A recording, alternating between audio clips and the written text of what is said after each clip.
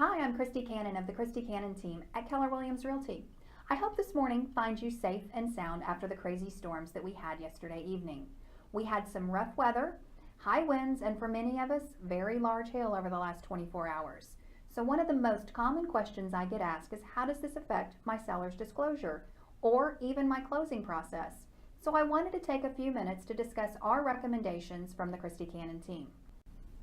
In Texas, sellers have a duty to disclose known defects of a property on their seller's disclosure. Even in the instance where a seller has already provided a written seller's disclosure notice to a buyer, it is required that a seller disclose any new information that makes an earlier presentation misleading or untrue. In simple terms, a seller should present any new information to the buyer, and we recommend doing so in writing. Updating your seller's disclosure or providing a written report is a great way to do so. For a seller under contract, there are several key things to understand after a large weather event such as yesterday evening. It is very likely that a buyer's lender may require the roof or home to be reassessed by the appraiser to assess the extent of any potential damage. Please be aware that this is a requirement in order for the buyer to obtain their financing for closing. Buyers typically will and should conduct a final walkthrough to ensure the home is in the condition they contracted and find acceptable. It is very likely that a buyer will want to be certain that the roof is functioning properly and insurable.